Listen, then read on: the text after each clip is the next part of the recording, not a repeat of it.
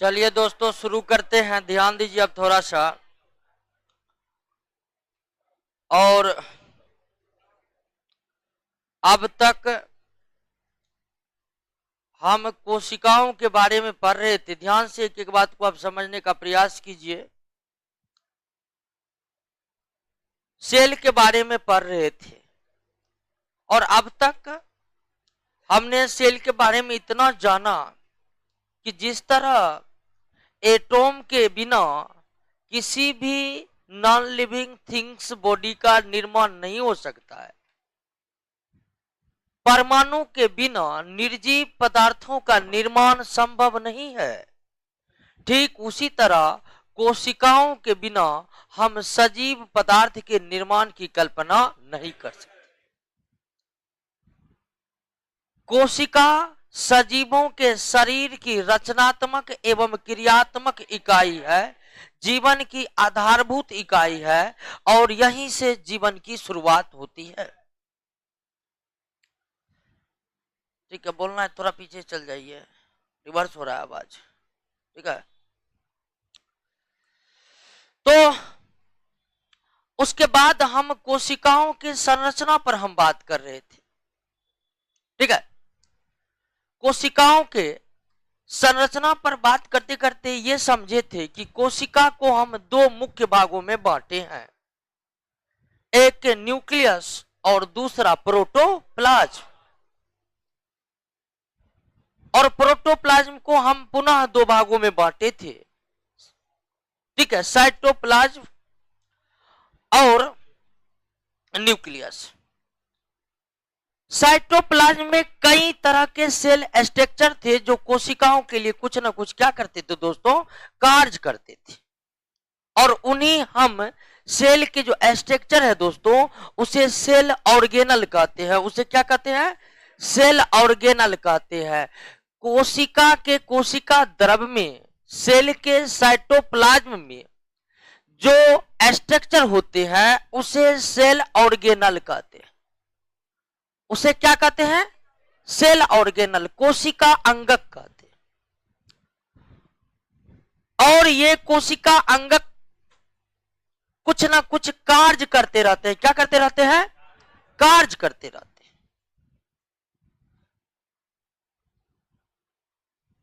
और कहां तक हमने सेल ऑर्गेनल के बारे में पढ़ लिए थे, बोलिए ऑनलाइन वाले, किस सेल ऑर्गेनल तक पढ़ लिए थे?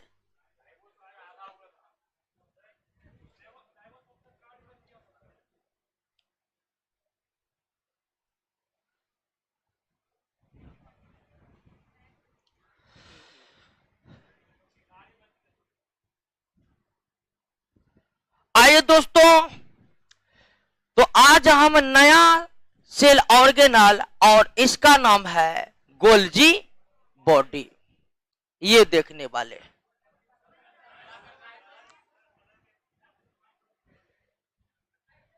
ठीक है, राइबोसोम बता दिए थे। जहां पर आ रहे पढ़ना जी को नहीं पढ़ना भागो यहां से, सीधा निकल जाओ क्लास से, कोचिंग का कभी नहीं है पटना में। गोल्जी बॉडी, ठीक है। अब गोल्जी बॉडी क्या है दोस्तों, गोल्जी बॉडी यह एक ऐसा सेल ऑर्गेनल है जिसको अगर माइक्रोस्कोप से देखें, माइक्रोस्कोप से गोल्जी बॉडी दिखने में दोस्तों मुड़ा हुआ छड़ के समान प्रतीत होता है। ठीक है, मुड़ा हुआ छड़ के समान गुच्छे में प्रतीत होता है।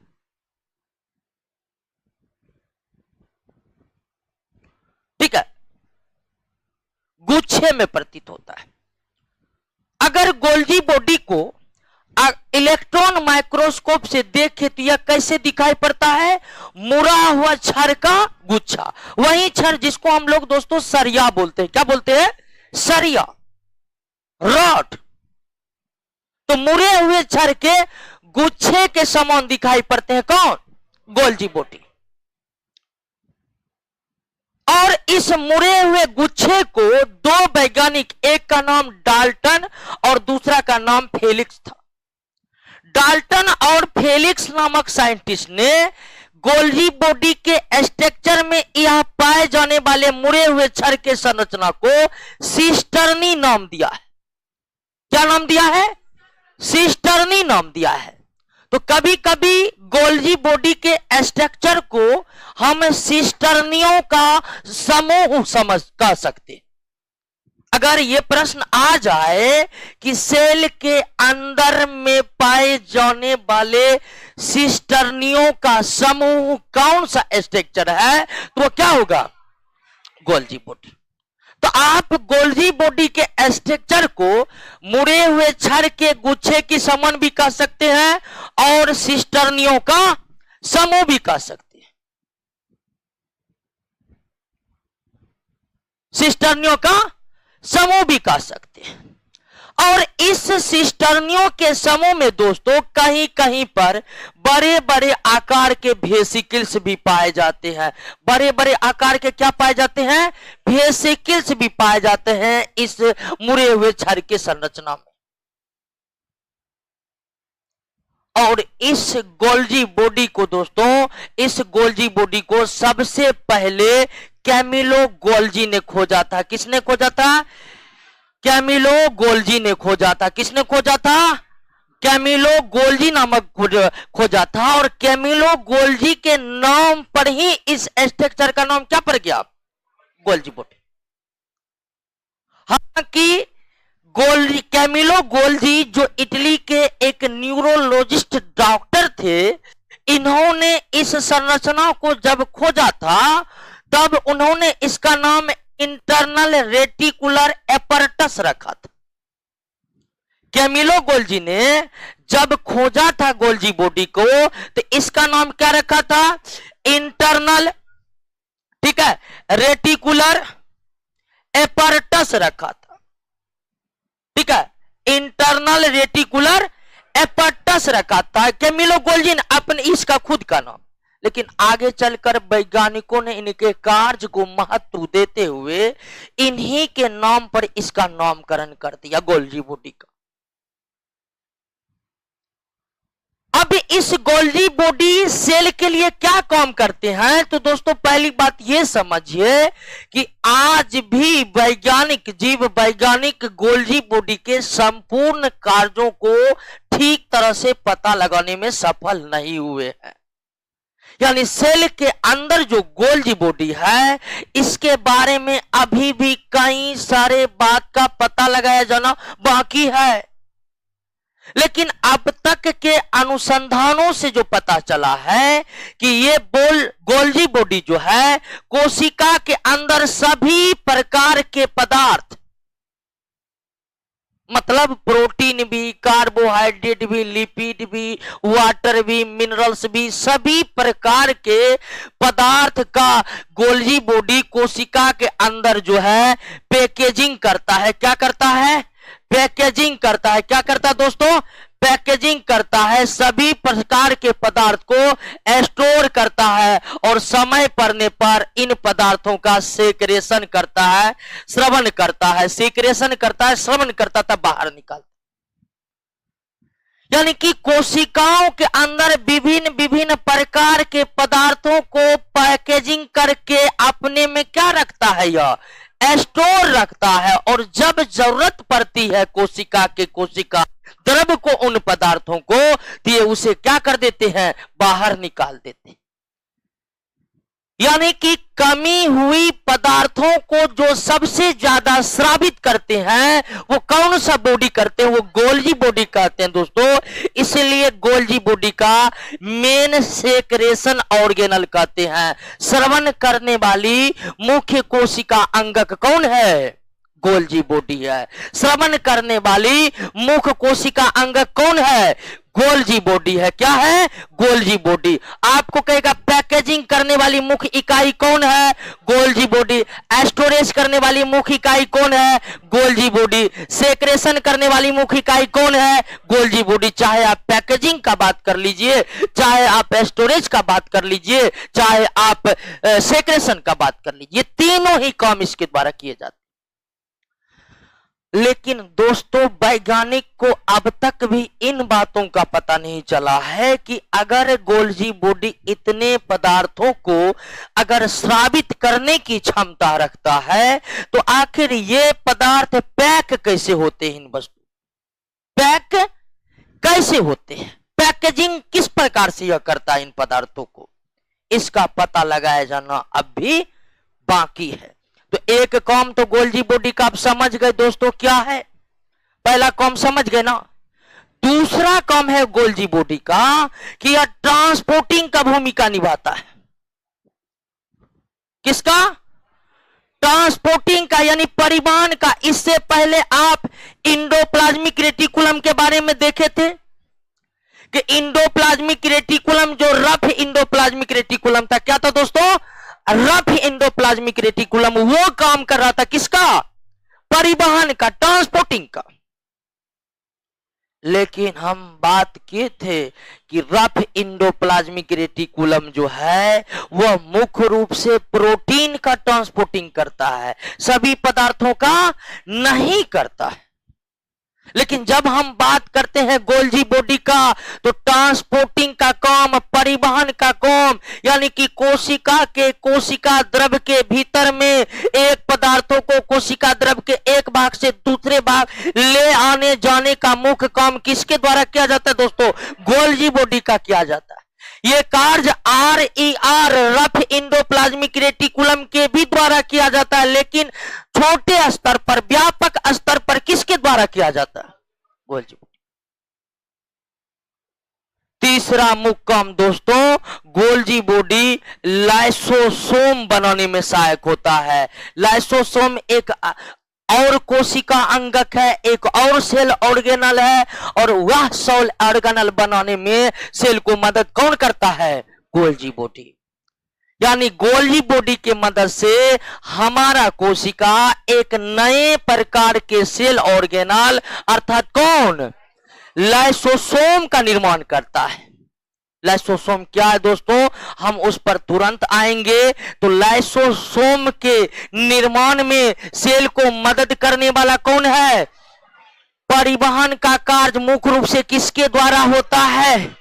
पैकेजिंग, स्टोरेज, सेक्रेशन का काम मुख्य रूप से किसके द्वारा होता है? गोल्जी बॉडी के द्वारा होता है। और दोस्तों चौथा सबसे मुख्य काम कि यह जो है ग्लाइकोप्रोटीन,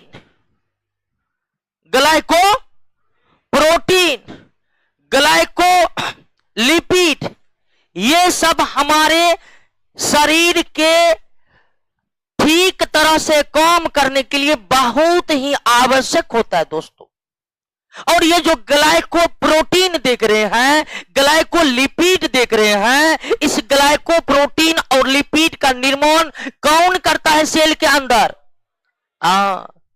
जिस तरह दोस्तों राइबोसोम प्रोटीन का संश्लेषण कर रहा था, जिस तरह स्मूथ इंडोप्लाज्मिक रेटिकुलम वसा और कोलेस्ट्रॉल का संश्लेषण कर रहा था, ठीक उसी तरह ये गोल्जी बॉडी हमारे शरीर में ग्लाइकोप्रोटीन और ग्लाइकोलिपिड जैसे न्यूट्रिएंट का संश्लेषण करते हैं दोस्तों। अर्थात कोशिका के अंदर में इन पदार्थों का निर्माण करता है कौन? Golgi body. क्लियर हो गया? गोल्जी बॉडी के बारे में दोस्तों इतना ही याद रखना है कि गोल्जी बॉडी को जब हम इलेक्ट्रॉन माइक्रोस्कोप से देखेंगे तो उस माइक्रोस्कोप में हमें वो मुड़े हुए छड़ के गुच्छों के समान दिखाई पड़ते हैं, मुड़े हुए छड़ के गुच्छों के समान दिखाई पड़ते हैं। दो वैज्ञानिक, एक का नाम डाल्टन और दूसरा का नाम फेलिक्स था। डाल्टन और फेलिक्स का माने तो उन्होंने छड़ के इन गुच्छों को सिस्टर्नी नाम दिया है। तो हम गोल्जी बॉडी के स्ट्रक्चर को दो तरह से कह सकते हैं कि गोल्जी बॉडी सिस्टर्नियों का समूह है, ग्रुप ऑफ सिस्टर्नी, या फिर गोल्जी बॉडी मुड़े हुए छड़ के गुच्छे के समान। इस गोल्जी बॉडी के स्ट्रक्चर का खोज इटली के महानतम डॉक्टर और अपने समय के प्रख्यात न्यूरोलॉजिस्ट डॉक्टर कैमिलो गोल्जी ने किया था। उन्हें ही सबसे पहले गोल्जी बॉडी सेल में दिखा था और उन्होंने यानी कैमेलो गोल्जी ने इसका नाम इंटरनल रेटिकुलर एपरटस रखा था। गोल्जी बॉडी का क्या नाम रखा था? इंटरनल रेटिकुलर एपरटस रखा था। लेकिन इनके योगदानों को देखते हुए इस स्ट्रक्चर का नाम इन्हीं के नाम पर गोल्जी बॉडी ही रखा गया। इनका कार्य महत्वपूर्ण पदार्थ ही नहीं बल्कि सभी प्रकार के पदार्थों का पैकेजिंग करना, स्टोरेज करना और जब जरूरत हो उसका सेक्रेशन करना। यह हमारे कोशिका के अंदर सभी प्रकार के पदार्थों का क्या करते हैं? परिवहन का कार्य निभाते हैं। एक नए टाइप के सेल ऑर्गेनल लाइसोसोम को बनाने में ये अपना योगदान देते हैं और ग्लाइकोप्रोटीन ग्लाइकोलिपिड का संश्लेषण कोशिका के भीतर किस भाग में होता है? गोल्जी बॉडी में। कहिए गोल्जी बॉडी में कोई दिक्कत है? अब नहीं ना।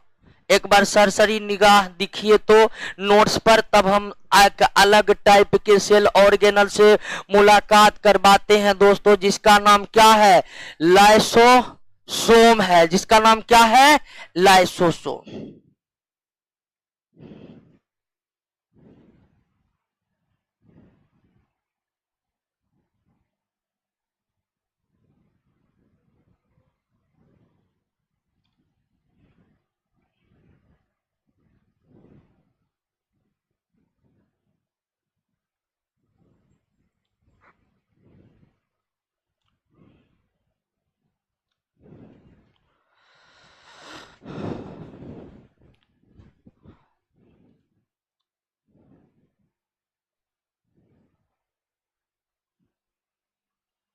चलिए, ऑनलाइन भी हम देख रहे हैं सबको। कोई दिक्कत होगा तो कमेंट करिएगा, फालतू कमेंट नहीं करना है, बात नहीं करना है।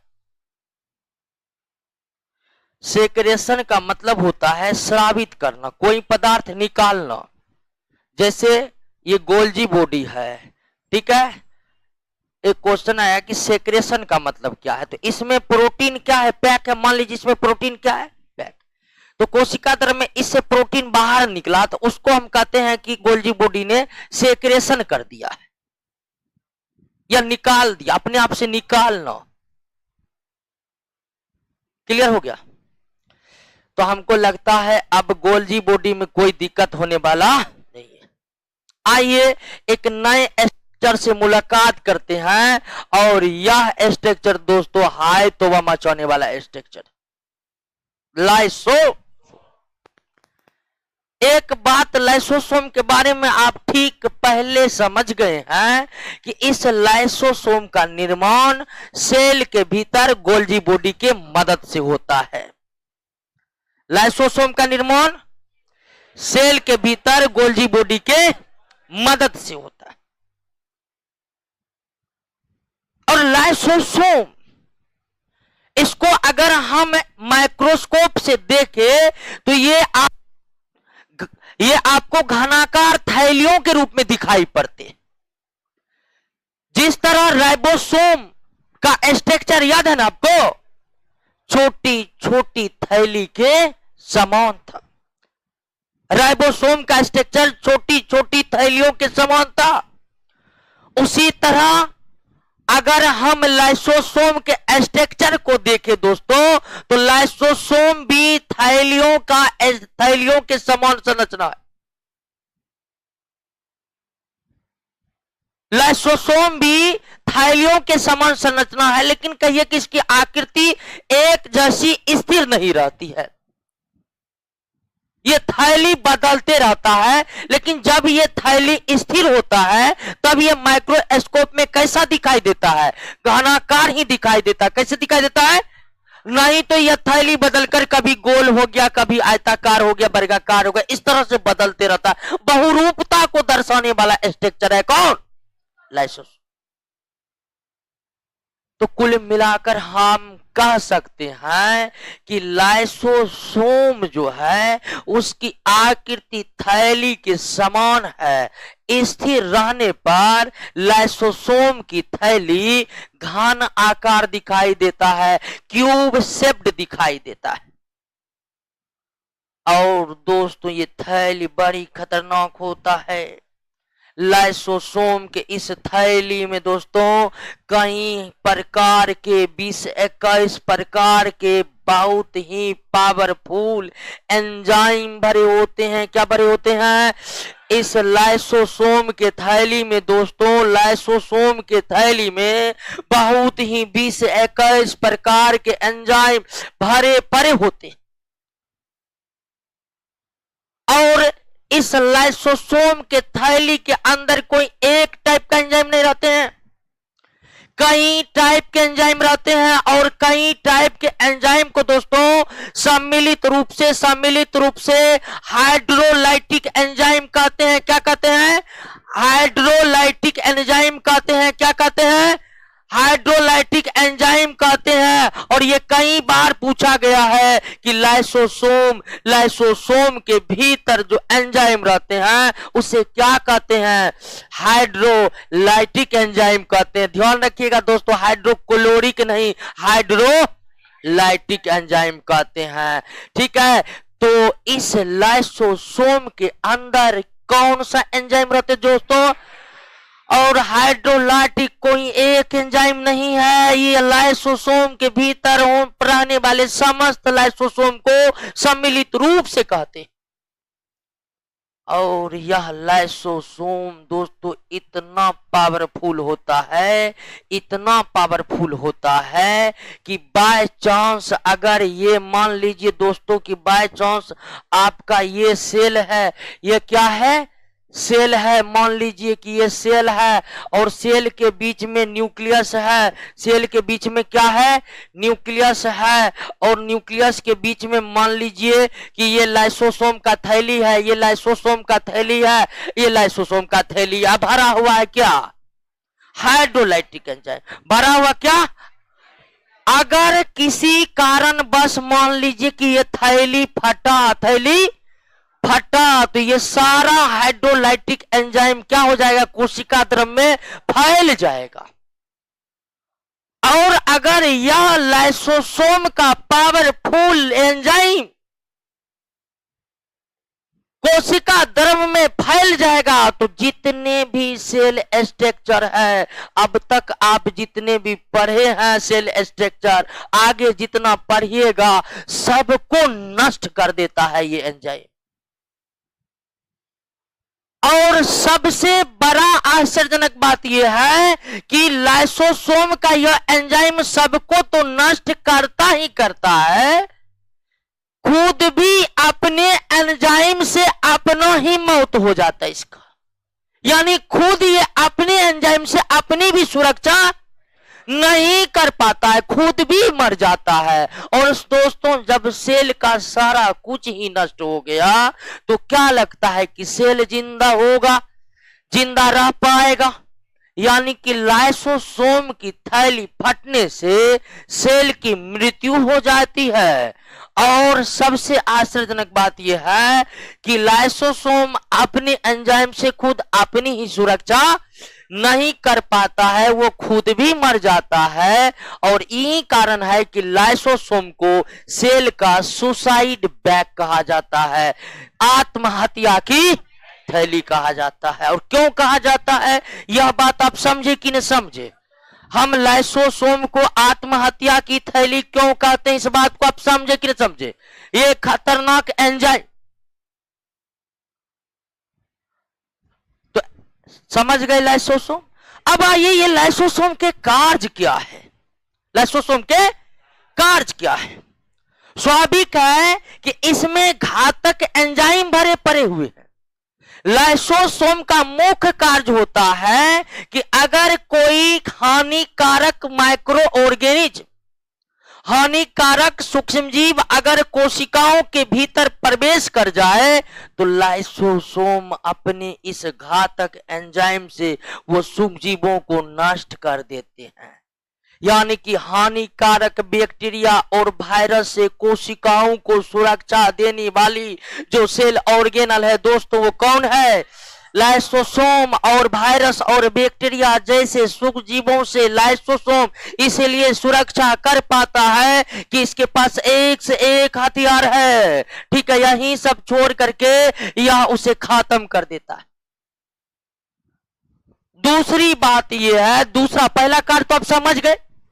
दूसरा कार्य है दोस्तों कि सेल के अंदर जितने भी स्ट्रक्चर होते हैं ना, सबकी काम करने की एक क्षमता होती है और उसके बाद वो मर जाते हैं और नए संरचनाएं बनती है। जैसे सेल के अंदर राइबोसोम है, सेल के अंदर इंडोप्लाज्मिक रेटिकुलम है। तो सभी राइबोसोम इंडोप्लाज्मिक रेटिकुलम जो है वो समय समय पर मृत होते रहते हैं और नए बनते रहते हैं। तो जो सेल ऑर्गेनल कोई काम लायक नहीं रहता है, लाइसोसोम उस पर जा करके अपना एंजाइम छोड़ देता है। वो जो है आपको डाइजेस्ट हो जाता है, अंदर में ही अंदर वो खत्म हो जाता है और फिर कोशिका झिल्ली के वो क्या होता है, बाहर निकल जाता है। यानी कि अंदर में साफ सफाई रखने की भी जिम्मेदारी किसकी है? लाइसोसोम को। जहां देखा गंदा है वहां छोड़ा हाइड्रोलाइटिक साफ हो गया। कोशिका को अंदर से साफ सुथरा बनाए रखने की जिम्मेदारी भी किस पर है? लाइसोसोम की। और जब कोशिका का अंतिम समय आता है, जब कोशिका का अंतिम समय आता है, कोशिका खुद ही अपना आयु पूरी कर लेती है, तो कोशिका तो मरेगा। तो कोशिका मरता कैसे है? तो लाइसोसोम ही उसका क्या होता है, पट जाता है। यानी अनुकूल समय आते ही, अर्थात कोशिका की आयु समाप्त होते ही, कोशिका को मारने का भी काम लाइसोसोम ही करता है। यानी कोशिका खुद जो नष्ट होगी वो भी लाइसोसोम की सहायता से ही नष्ट होगी। तो लाइसोसोम हानिकारक बैक्टीरिया और वायरस से कोशिकाओं को सुरक्षा देता है, या भीतर से कोशिकाओं को साफ सुथरा बनाए रखता है, और ये आवश्यक रूप से कोशिका को खुद मरने में भी भूमिका निभाता है लाइसोसोम। तो समझ गए कि नहीं समझ गए?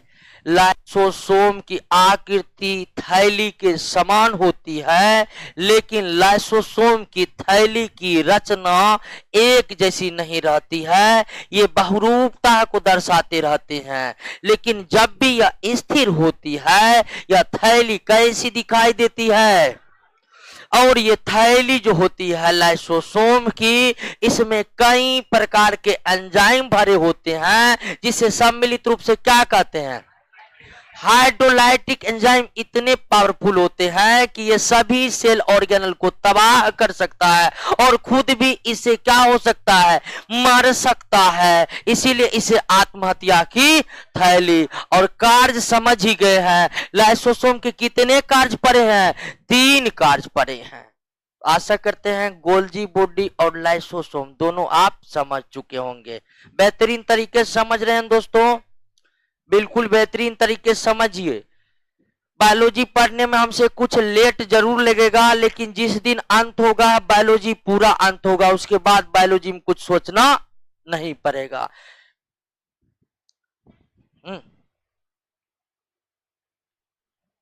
क्या? हाँ हाँ, ना वो तो नया कोशिका बनने के कारण। जब भी नया परत बनेगा तो नया कोशिका बनेगा, तब होगा, ठीक है। तो उसको वो जो घाव जो भरता है वो कोशिका विभाजन के कारण बढ़ता है। कोई दिक्कत? आइए हम एक तीसरे सेल ऑर्गेनल की तरफ बढ़ते हैं, और तीसरा सेल ऑर्गेनल कौन है? माइटोकॉन्ड्रिया है। कौन है? माइटोकॉन्ड्रिया, ठीक है। माइटोकॉन्ड्रिया,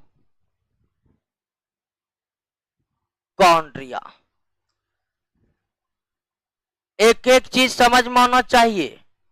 ग्लाइकोप्रोटीन और ग्लाइकोलिपिड का संश्लेषण कहां होता है? गोल्जी बॉडी में होता है। लाइसोसोम के निर्माण में कौन सहायता करता है?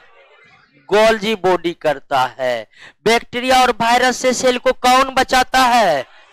लाइसोसोम बचाता है। आइए माइटोकॉन्ड्रिया दोस्तों,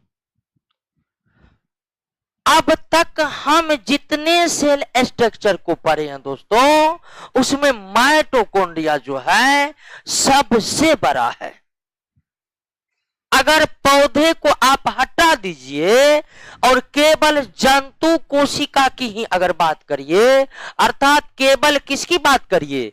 एनिमल किंगडम की ही बात करिए, सॉरी एनिमल का ही बात करिए, एनिमल सेल का बात करिए, तो एनिमल सेल के अंदर जितने भी सेल स्ट्रक्चर होते हैं या जितने भी सेल ऑर्गेनल होते हैं, उसमें सबसे बड़ा कौन होते हैं? सबसे बड़ा। और माइटोकॉन्ड्रिया न सबसे बड़ा होता है, बल्कि यह कोशिका के भीतर बहुत ही विकसित सेल ऑर्गेनल है। जितना विकास कोशिका के अंदर माइटोकॉन्ड्रिया नामक सेल ऑर्गेनल का होता है दोस्तों, उतना किसी और का नहीं होता है। और अगर हम माइटोकॉन्ड्रिया को इलेक्ट्रॉन सूक्ष्मदर्शी से देखते हैं तो यह आपको दोहरी परत का बना हुआ दिखाई देता है। ठीक है, दोहरी परत का बना हुआ दिखाई देता है। माइटोकॉन्ड्रिया पर डबल लेयर मेम्ब्रेन होता है। क्या होता है? Double layer membrane. अभी तक ने आपने जितने भी सेल ऑर्गेनल पढ़े हैं, जैसे इंडोप्लाज्मिक रेटिकुलम, उस पर कितना लेयर था? एक झिल्ली, एकल झिल्ली से बनी हुई थी इंडोप्लाज्मिक रेटिकुलम। लाइसोसोम एकल झिल्ली की बनी हुई थी। गोल्जी बॉडी एकल झिल्ली की बनी होती है। और राइबोसोम पर तो कोई झिल्ली नहीं थी। तो अब तक जितने सेल ऑर्गेनल हम पढ़े हैं, उसमें सब पर एक लेयर मेम्ब्रेन है, सिंगल लेयर मेम्ब्रेन है। और राइबोसोम एक ऐसा सेल ऑर्गेनल है जिस पर कोई मेम्ब्रेन नहीं है, जिस पर झिल्ली का कोई आवरण नहीं है। लेकिन इस माइटोकॉन्ड्रिया की बात करिएगा दोस्तों, इस पर डबल लेयर मेम्ब्रेन, मतलब यह ज्यादा विकसित है, तब ना है डबल लेयर मेम्ब्रेन। तो माइटोकॉन्ड्रिया कितनी झिल्लियों की बनी होती है? डबल लेयर मेम्ब्रेन की बनी होती है। कितनी मेम्ब्रेन की बनी होती है? डबल लेयर मेम्ब्रेन की बनी होती है। बाहर वाला को आउटर मेम्ब्रेन, भीतर वाला को इनर मेम्ब्रेन कहेंगे, इसमें तो कोई दिक्कत नहीं है। अब इस माइटोकॉन्ड्रिया के भीतर का जो ये भाग है दोस्तों, ये भीतर का भाग, इस भीतर के भाग को कहते हैं मैट्रिक्स। क्या कहते हैं? मैट्रिक्स कहते हैं। और भीतर के भाग को नहीं सर, इस भीतर में जो कुछ भी है सब क्या कहलाता है? मैट्रिक्स कहलाता है। और यह इस भीतर में ठीक वैसा ही पदार्थ पाया जाता है जैसा कोशिका द्रव है। कोशिका द्रव के समान पदार्थ इस माइटोकॉन्ड्रिया के भीतर में, अर्थात किसमें? मैट्रिक्स में पाया जाता है। ये भारे होते हैं। और इतना ही नहीं, इस मैट्रिक्स में कई प्रकार के मिनरल्स, डीएनए, आरएनए, ढेर टाइप का एंजाइम, इतने चीज भरे होते हैं दोस्तों कि लगता है क्या कि सेल के अंदर एक और सेल है। कौन? माइटोकॉन्ड्रिया एक इतनी डेवलप्ड सेल ऑर्गेनल है सेल के भीतर कि हम इसे सेल के भीतर का सेल कह सकते। अब आइए इस माइटोकॉन्ड्रिया का दोस्तों, माइटोकॉन्ड्रिया का जो इनर लेयर है, माइटोकॉन्ड्रिया का जो इनर लेयर है, इस इनर लेयर पर जगह जगह पर उंगली के समान स्ट्रक्चर निकले रहते हैं दोस्तों। क्या होते हैं? जगह जगह पर क्या होते हैं?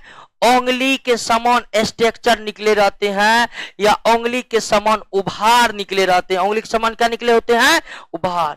ये है ना, यहां पर ऐसे उभार पाया जाता है पूरे अंदर में। अब सब समान नहीं रहता है, कोई छोटा है तो कोई बड़ा है। इस माइटोकॉन्ड्रिया के भीतरी झिल्ली से उंगली के समान दोस्तों उभार जैसी संरचनाएं निकली रहती है, उभार जैसी संरचनाएं निकली रहती। बाहरी झिल्ली की भीतरी झिल्ली से, भीतरी झिल्ली से, किस झिल्ली से? भीतरी झिल्ली से बाहर निकलती रहती। किस झिल्ली से दोस्तों? अब इस भीतरी झिल्ली से जो उंगली के समान स्ट्रक्चर निकले रहते हैं, इस संरचना को कहते हैं क्रिस्टी कहते हैं। क्या कहते हैं? क्रिस्टी कहते हैं। क्या कहते हैं? क्रिस्टी। माइटोकॉन्ड्रिया के डबल मेम्ब्रेन से घिरा हुआ भाग क्या कहलाता है? मैट्रिक्स कहलाता है। मैट्रिक्स में उंगली के उभार जैसी संरचनाओं को क्या कहते हैं? क्रिस्टी कहते हैं। क्या कहते हैं? क्रिस्टी कहते हैं। और क्रिस्टी बहुत ही महत्वपूर्ण इकाई है और इसी इकाई के अंदर हमारे सेल के अंदर कौन सी प्रक्रिया संपन्न होती है? रेस्पिरेशन की प्रक्रिया संपन्न होती है। यानी कौन सी प्रक्रिया संपन्न होती है? श्वसन की प्रक्रिया संपन्न। क्लियर हो गया? समझ गए बात को? माइटोकॉन्ड्रिया के भीतर या माइटोकॉन्ड्रिया का सबसे बड़ा फंक्शन या कार्य जो है वह क्या है? श्वसन है। श्वसन समझते हैं ना? नहीं समझते हैं दिक्कत नहीं, आगे हम समझेंगे। ध्यान रखिएगा, सांस लेना और छोड़ना श्वसन नहीं है, बल्कि श्वसन का एक छोटा सा हिस्सा है। श्वसन वह प्रक्रिया है जो हमारे शरीर के प्रत्येक कोशिकाओं के भीतर माइटोकॉन्ड्रिया के साथ संपन्न होता है। और श्वसन की प्रक्रिया में भोजन ऑक्सीजन से रिएक्ट करके क्या बनाते हैं? एटीपी बनाते हैं। और एटीपी ही हमें क्या देती है?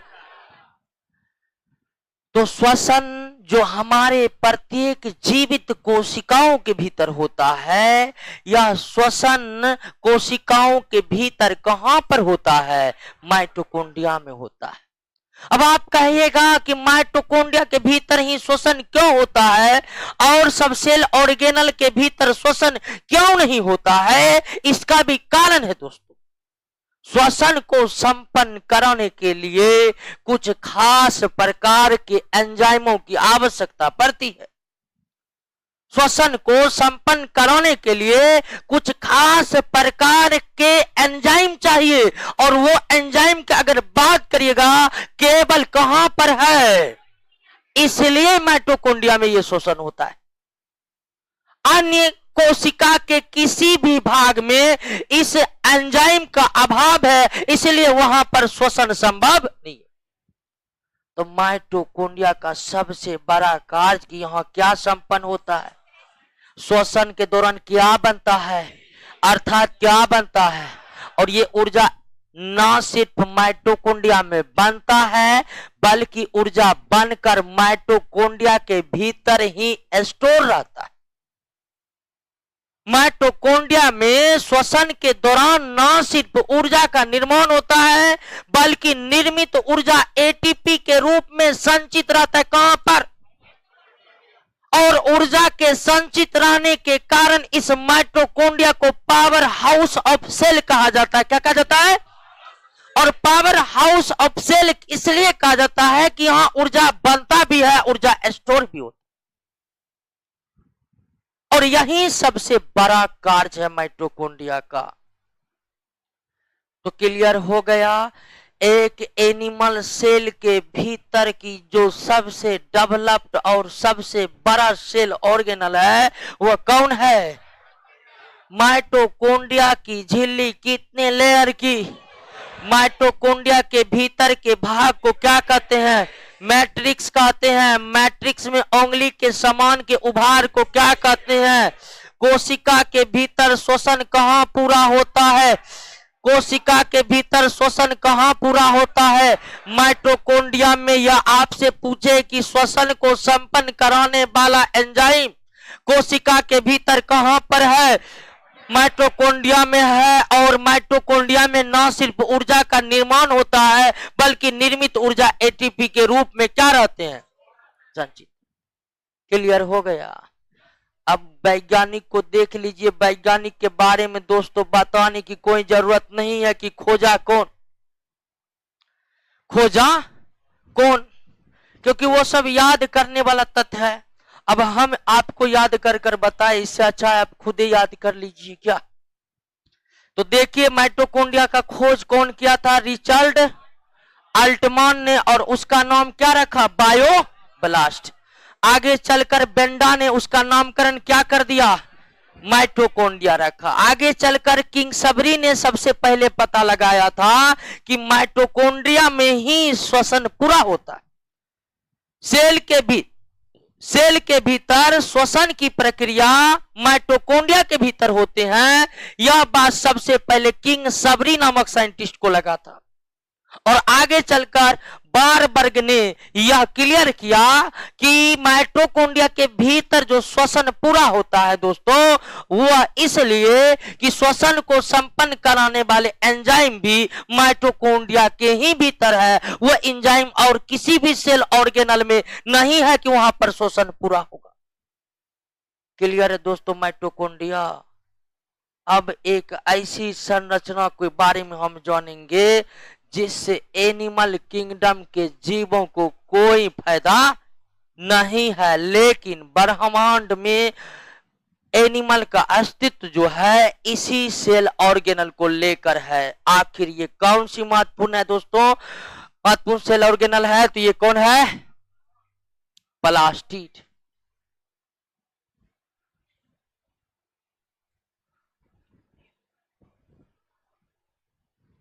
लवक।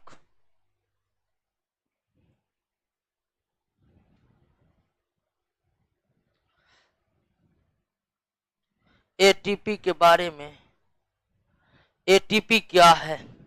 एटीपी एक प्रकार का मॉलिक्यूल्स है जो 3 फॉस्फेट अणुओं के साथ और एडिनिन नामक विटामिन के साथ मिलकर बने होते हैं। ठीक है, एक प्रश्न है कि एटीपी क्या है? तो एटीपी एक का पूरा नाम है एडिनोसिन ट्राई फॉस्फेट, और ट्राइफॉस्फेट का मतलब 3 फॉस्फेट अणु जुड़ा हुआ है। और एडिनिन जो है, ठीक है, एडिनिन गड़बड़ा गया है। एडिनिन जो है, ठीक है, एडिनिन जो है यह एक खास प्रकार का विटामिन है। ठीक है, एडिनिन क्या एक प्रकार का, और इसकी कभी कमी नहीं होती है दोस्तों हमारे शरीर में। अगर किसी कारणवश हमारे शरीर में फास्फोरस की कमी हो जाए तो एटीपी निर्माण बाधित हो सकती है, लेकिन ऐसा नहीं हो सकता है कि हमारे शरीर में किसकी कमी हो जाए? एडिनिन की। तो एटीपी एक मॉलिक्यूल्स है, जिस तरह से जल एक मॉलिक्यूल्स है, जिस तरह से कैल्शियम कार्बन एक मॉलिक्यूल्स है, ये भी मॉलिक्यूल्स है, और थोड़ा ये हमारे शरीर से रिलेटेड है तो कॉम्प्लेक्स मॉलिक्यूल्स तो है ही। इसका फुल फॉर्म होता है एडिनिन ट्राइफॉस्फेट, और यह 3 फॉस्फेट अणुओं से मिलकर बना होता है। और इसकी खासियत यह है कि इसी रूप में हमारा कोशिका ऊर्जा का उपयोग भी कर सकता है और ऊर्जा को स्टोर भी कर सकता है। यानी इसका निर्माण हमारे श्वसन के दौरान होता है। अन्य किसी भी तरह से शरीर में एटीपी का निर्माण संभव नहीं है, केवल और केवल श्वसन। और हमारा सेल ऊर्जा का जिस रूप में उपयोग करेगा वो क्या है? एटीपी। आप भोजन कर लेते हैं, खा के पच जाता है, क्या उससे ऊर्जा मिल जाएगा? नहीं। जब वो पचा हुआ भोजन सेल के भीतर पहुंचेगा, फिर वो पचा हुआ भोजन ऑक्सीजन से रिएक्ट करेगा श्वसन के दौरान, तब जाकर बनेगा किया, और तब जाकर आपको प्राप्त होगा किया। खा लीजिए भर पेट, कहिए सांस नहीं लीजिएगा, देखिएगा जिंदा रह पाएगा? नहीं, कुछ नहीं होगा खाने से, क्योंकि ऑक्सीजन जाएगा, पचा हुआ भोजन रिएक्ट करेगा, तब बनेगा एटीपी, तब मानव जिंदा रह पाएगा। क्लियर है? समझ गए? एक नए स्ट्रक्चर पर आते हैं दोस्तों, और इसका नाम क्या है? प्लास्टिड।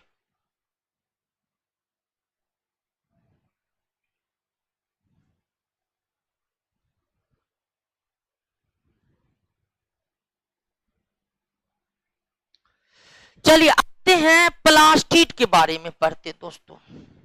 प्लास्टिड केबल और केबल प्लांट सेल में ही पाए जाते हैं। किसमें?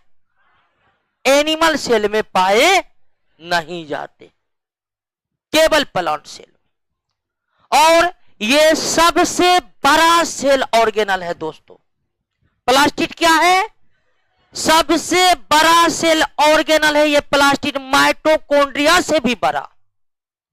चूंकि एनिमल सेल में तो यह रहता ही नहीं है, तो इसीलिए हम एनिमल सेल के संदर्भ में बोले थे कि एनिमल सेल के भीतर का जो सबसे बड़ा सेल ऑर्गेनल है वो कौन है? माइटोकॉन्ड्रिया। तो प्लास्टिड सभी सेल ऑर्गेनलों में सबसे बड़ा है, और यह केबल, और केबल कहां पाया जाता है? प्लांट सेल में ही पाया जाता है। प्लास्टिड केबल और केबल प्लांट सेल में।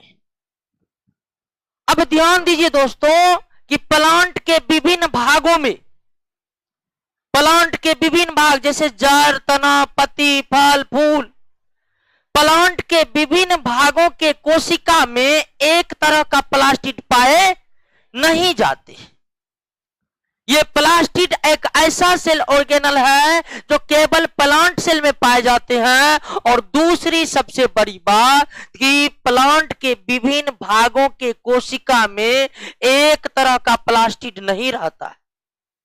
प्लांट के विभिन्न भागों में जैसे जड़ है, तना है, पत्ती है, फल है, फूल है, हर एक भाग तो कोशिकाओं से निर्मित है। क्या उन सभी कोशिका में एक ही तरह का प्लास्टिड होता है? नहीं। पौधे के विभिन्न भागों के कोशिका में 3 तरह के प्लास्टिड हो सकते हैं। कितने तरह के? 3 तरह के प्लास्टिड हो सकते हैं। एक आपको क्लोरोप्लास्ट, क्लोरोप्लास्ट। दूसरा है आपका ल्यूकोप्लास्ट, ठीक है, ल्यूकोप्लास्ट। और तीसरा है आपका क्रोमोप्लास्ट।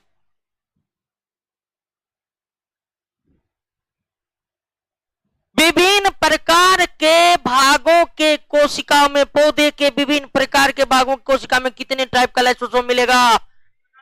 प्लास्टिड मिलेगा। सॉरी, लाइसोसोम नहीं, कितना मिलेगा? प्लास्टिड। 3 प्रकार का। अब अगर अलग अलग भागों में दोस्तों अलग अलग प्रकार का प्लास्टिड है, तो पहले ये हमें समझ लेना पड़ेगा कि किन भागों के कोशिका में कैसा प्लास्टिड है। पौधे के वे सभी भाग जो देखने में आपको क्या लगते हैं? हरे लगते हैं, निश्चित ही उन भागों के कोशिकाओं में क्या है? क्लोरोप्लास्ट। पौधे के समस्त हरे भागों के कोशिकाओं, हरे भागों वाले क्षेत्र के कोशिकाओं में कौन से प्लास्टिड पाए जाते हैं? क्लोरोप्लास्ट। ल्यूकोप्लास्ट पौधे के उन भागों के कोशिका में पाए जाते हैं जो सूर्य प्रकाश से दूर रहते हैं, जो सूर्य प्रकाश से दूर रहते हैं।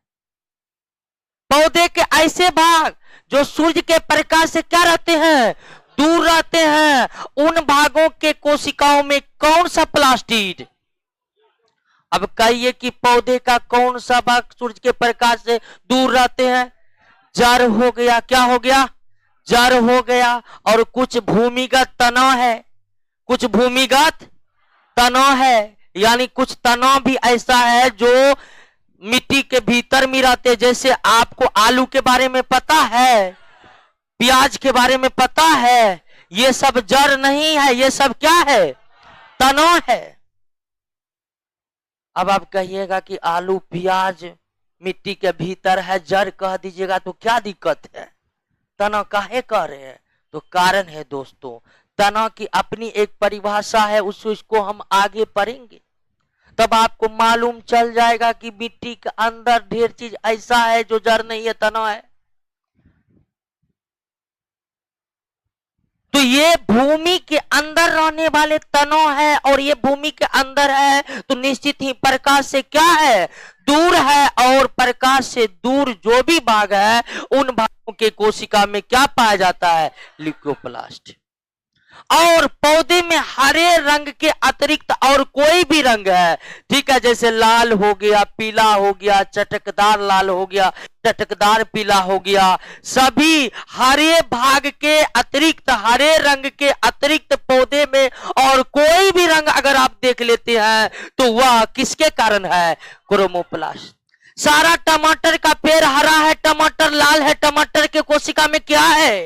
क्रोमोप्लास्ट। हरे रंग के अतिरिक्त अन्य किसी भी रंग का पौधे में फूल हो या फल हो या और कोई भाग हो, उसके लिए कौन जिम्मेदार है? क्रोमोप्लास्ट। क्लियर है दोस्तों? तो क्या पौधे के समस्त भागों में एक तरह के प्लास्टिड पाए जाते हैं? एक तरह के प्लास्टिड पाए जाते हैं? नहीं पाए जाते हैं। अलग अलग टाइप के प्लास्टिड पाए जाते हैं। भिन्न भिन्न भागों में कितने प्रकार के प्लास्टिड पाए जाते हैं? 3 प्रकार का। हरा प्लास्टिड किसे कहते हैं? सूर्य के प्रकाश से दूर रहने वाले भागों में, यानी जड़ों में कैसा प्लास्टिड, भूमिगत तनों में कैसा प्लास्टिड, रंगीन भागों में कैसा प्लास्टिड? क्रोमोप्लास्ट। रंगीन भागों में क्रोमोप्लास्ट। अब दोस्तों ध्यान दीजिए कि तीनों ही प्लास्टिड में जो सबसे ज्यादा महत्वपूर्ण है पौधों के लिए वो है क्लोरोप्लास्ट। 3 प्रकार के प्लास्टिड है, ठीक है, 3 प्रकार के प्लास्टिड है। उन 3 प्रकार के प्लास्टिड में सबसे महत्वपूर्ण क्या है? ठीक है, सबसे महत्वपूर्ण क्या है? क्लोरोप्लास्ट सबसे महत्वपूर्ण है। क्या है? क्लोरोप्लास्ट क्या है? सबसे। अब क्लोरोप्लास्ट ध्यान दीजिएगा दोस्तों, अब क्लोरोप्लास्ट सबसे ज्यादा महत्वपूर्ण क्यों है? ऐसा क्या कारण है? कारण यह है कि इस क्लोरोप्लास्ट के भीतर में दोस्तों क्लोरोफिल पाया जाता है। क्या पाया जाता है? क्लोरोफिल पाया जाता है। क्या पाया जाता है दोस्तों? क्लोरोफिल पाया जाता है। इस क्लोरोप्लास्ट के भीतर में क्या पाया जाता है? क्लोरोफिल पाया जाता है। ठीक उसी तरह जैसे आरबीसी के भीतर में हीमोग्लोबिन पाया जाता है, ठीक उसी तरह क्लोरोप्लास्ट के भीतर में क्लोरोफिल पाया जाता है। जैसे हीमोग्लोबिन के कारण आरबीसी का रंग कैसा होता है जी, उसी तरह क्लोरोफिल के कारण क्लोरोप्लास्ट का रंग कैसा होता है? यानी एकदम दोनों मिलता जुलता है। तो तीनों ही प्रकार के प्लास्टिड में जो सबसे महत्वपूर्ण प्लास्टिड है वो क्लोरोप्लास्ट है, क्योंकि इसके भीतर में क्या पाया जाता है? क्लोरोफिल पाया जाता है। इसके भीतर में क्या पाया जाता है? क्लोरोफिल पाया जाता है। और क्लोरोफिल का क्या महत्व है दोस्तों? ये आप जानते होंगे कि इसी के कारण प्रकाश संश्लेषण संभव है। इस क्लोरोफिल के अभाव में प्रकाश संश्लेषण हो ही नहीं सकता है। और अगर प्रकाश संश्लेषण नहीं होगा तो क्या इस पृथ्वी पर ऑक्सीजन रहेगा? ऑक्सीजन नहीं रहेगा तो हम लोग रहेंगे? कोई भी रहेगा? सब मर जाएगा। यानी जीवन का आधार है प्रकाश संश्लेषण, और प्रकाश संश्लेषण का आधार है क्लोरोफिल, और क्लोरोफिल होता है कहां? और इसीलिए यह सबसे महत्वपूर्ण प्लास्टिड। तो आइए, इतने जब महत्वपूर्ण है तो इसके स्ट्रक्चर को देखते हैं कि अगर हम क्लोरोप्लास्ट को इलेक्ट्रॉन माइक्रोस्कोप से उठाकर देखें तो उस माइक्रोस्कोप में क्लोरोप्लास्ट कैसा नजर आता है। तो आइए क्लोरोप्लास्ट के स्ट्रक्चर को समझते हैं। स्ट्रक्चर को अगर हम समझेंगे तो हमें यह भी पता चल जाएगा कि क्लोरोप्लास्ट के भीतर में जो क्लोरोफिल है आखिर कहां पर है, भीतरी किस भाग में क्लोरोफिल है। आइए अब समझते हैं क्लोरोप्लास्ट के स्ट्रक्चर को। स्ट्रक्चर दोनों ही तीनों ही प्लास्टिड का लगभग एक ही समान होता है। स्ट्रक्चर तीनों ही प्लास्टिड का लगभग एक ही समान आता है। अंतर है कि उस एक में क्लोरोफिल है, बाकी 2 में क्लोरोफिल नहीं है। तो अगर हम क्लोरोप्लास्ट का स्ट्रक्चर को इलेक्ट्रॉन माइक्रोस्कोप से देखें तो यह भी एकदम माइटोकॉन्ड्रिया के समान दिखाई देगा, दोहरी झिल्ली की तरह। यानी कहिएगा कि प्लास्टिड भी किसके तरह विकसित है, और माइटोकॉन्ड्रिया से ज्यादा ही विकसित है। माइटोकॉन्ड्रिया भी डबल लेयर, क्लोरोप्लास्ट भी, माइटोकॉन्ड्रिया भी डबल लेयर, क्लोरोप्लास्ट भी, आउटर मेम्ब्रेन और इनर मेम्ब्रेन। अब दोस्तों ध्यान दीजिए कि ये जो भीतर का भाग है, जैसे माइटोकॉन्ड्रिया के भीतर के भाग को हम मैट्रिक्स बोले थे, एम से माइटोकॉन्ड्रिया, एम से मैट्रिक्स। लेकिन इस क्लोरोप्लास्ट के भीतरी भाग को एस्ट्रोमा कहते हैं। क्या कहते हैं? एस्ट्रोमा कहते हैं। क्लोरोप्लास्ट के भीतर के भाग को क्या कहते हैं? एस्ट्रोमा कहते हैं। ठीक उसी तरह जैसे माइटोकॉन्ड्रिया के भीतरी भाग को हम मैट्रिक्स बोले थे, क्लोरोप्लास्ट के भीतरी भाग को क्या कहते हैं? एस्ट्रोमा। और एस्ट्रोमा भी खाली नहीं है दोस्तों, इसमें भी डीएनए है, इसमें भी कोशिका द्रव के समान पदार्थ भरे हुए हैं। आपको पहले बता दी कि प्लास्टिड और माइटोकॉन्ड्रिया एक साथ एक समान, या प्लास्टिड तो माइटोकॉन्ड्रिया से कुछ ज्यादा ही डेवलप्ड होता है। इसके अंदर भी डीएनए होता है, इसके अंदर भी आरएनए होता है। ये भी कोशिका द्रव के समान पदार्थों से क्या रहते हैं? भरे पड़े रहते हैं, भरे पड़े रहते हैं। अब ध्यान दीजिए कि ये जो एस्ट्रोमा वाले भाग है दोस्तों, एस्ट्रोमा वाले भाग है, इसमें जगह जगह पतली धागाएं फैली रहती है। क्या रहती है? पतली पतली धागाएं फैली रहती है, या फाइबर के समान स्ट्रक्चर फैली रहती है, पतली पतली। और ये जो फाइबर के समान पतली पतली स्ट्रक्चर है दोस्तों, इसको कहते हैं एस्ट्रोमा लैमेली कहते हैं। क्या कहते हैं? एस्ट्रोमा लैमेली कहते हैं। इसे क्या कहते हैं? एस्ट्रोमा, एस्ट्रोमा लैमेली।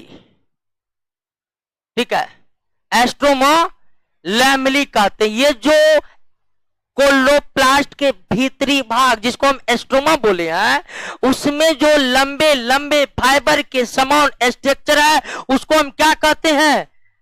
एस्ट्रोमा लैमेली कहते हैं। फाइबर के समान जो लंबे लंबे स्ट्रक्चर, उसे क्या कहते हैं? एस्ट्रोमा लैमेली कहते हैं। एस्ट्रोमा लैमेली पर जगह जगह, ठीक है, एस्ट्रोमा लैमेली पर जगह जगह थैली के समान रचनाओं का गुच्छे भरे रहते हैं। थैली के समान रचनाओं का क्या भरे रहते हैं दोस्तों? गुच्छे भरे रहते हैं। थैली के समान रचनाओं का क्या भरे रहते हैं? गुच्छे भरे रहते हैं। ये सब एस्ट्रोमा लैमेली से ये थैली का गुच्छा क्या होता है? जुड़ा होता है। और ये थैली दोस्तों एक के ऊपर एक, एक के ऊपर एक, एक के ऊपर एक व्यवस्थित रहती है। ठीक उसी तरह जैसे चाउमीन के दुकान पर प्लेट रखा हुआ देखे हैं, प्लेट पर प्लेट, प्लेट पर प्लेट, प्लेट पर प्लेट, ठीक उसी तरह थैली पर थैली, थैली पर थैली, थैली पर थैली। इसी तरह पूरा एस्ट्रोमा जो है, एस्ट्रोमा लैमेली के ऊपर थैली के ऊपर थैली, थैली के ऊपर थैली, थैली के ऊपर थैली, पूरे क्लोरोप्लास्ट के भीतर भरे होते दोस्तों, पूरे क्लोरोप्लास्ट के भीतर भरे होते। अब ये जो थैली के समान स्ट्रक्चर है, ठीक है, थैली के समान जो स्ट्रक्चर है, इसे कहते हैं थैलेक्वाइड। क्या कहते हैं? थैलेक्वाइड कहते हैं। क्या कहते हैं दोस्तों? अरे बोर्ड का सिस्टम गड़बड़।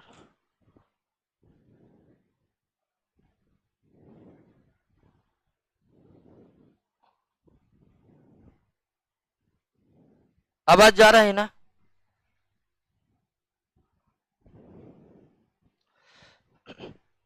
ये जो जगह जगह है, इसको क्या कहते हैं? एस्ट्रोमा, सॉरी, इसको कहते हैं थैलेक्वाइड कहते हैं। क्या कहते हैं दोस्तों? थैलेक्वाइड कहते हैं। क्या कहते हैं? थैलेक्वाइड कहते हैं। अब देखिए कि ये जो एक एक थैली है, इसको क्या कहते हैं? थैलेक्वाइड। और थैलेक्वाइड के समूह को, यानी कि ये पूरा थैलेक्वाइड को ग्रेनम कहते हैं। क्या कहते हैं? ग्रेनम कहते हैं। थैलेक्वाइड के पूरे समूह को क्या कहते हैं? गेरेनम कहते हैं। थैलेक्वाइड के पूरे समूह को क्या कहते हैं? गेरेनम कहते हैं।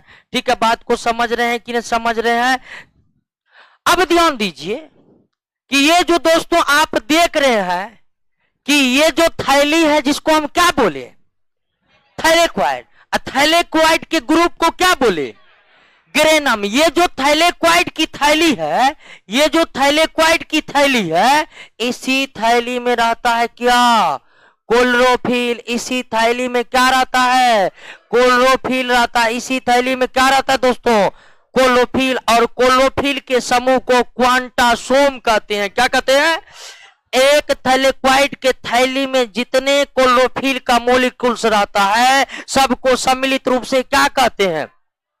हमको लगता है कि क्लोरोप्लास्ट के स्ट्रक्चर को आप समझ गए होंगे। क्लोरोप्लास्ट कितने लेयर मेम्ब्रेन से? अभी तक 2 लेयर मेम्ब्रेन से एक और पढ़ चुके हैं, माइटो। तो ये भी याद रखिए कि माइटोकॉन्ड्रिया और प्लास्टिड यानी कि लवक यानी कि क्लोरोप्लास्ट और ल्यूकोप्लास्ट सब कुछ, क्रोमोप्लास्ट भी, सभी कितने लेयर मेम्ब्रेन के बने होते हैं? क्लोरोप्लास्ट के भीतरी भाग को क्या कहते हैं? क्लोरोप्लास्ट के भीतरी भाग को एस्ट्रोमा में फैले हुए लंबी लंबी फाइबर के समान स्ट्रक्चर को क्या कहते हैं? एस्ट्रोमा लैमेली कहते हैं। क्या कहते हैं? एस्ट्रोमा लैमेली कहते हैं। एस्ट्रोमा के भीतर फैले लंबी लंबी फाइबर के समान स्ट्रक्चर को क्या कहते हैं? एस्ट्रोमा लैमेली कहते हैं। और थैली के समान स्ट्रक्चर को और थैली के समूह को गेरेनम कहते हैं। और इसी थैलेक्वाइड के थैली में क्लोरोफिल बंद रहता है और क्लोरोफिल के कारण ही प्रकाश संश्लेषण संभव होता है। क्लोरोफिल के कारण ही प्रकाश संवेलन संपन्न। कोई दिक्कत? समझ गए ना?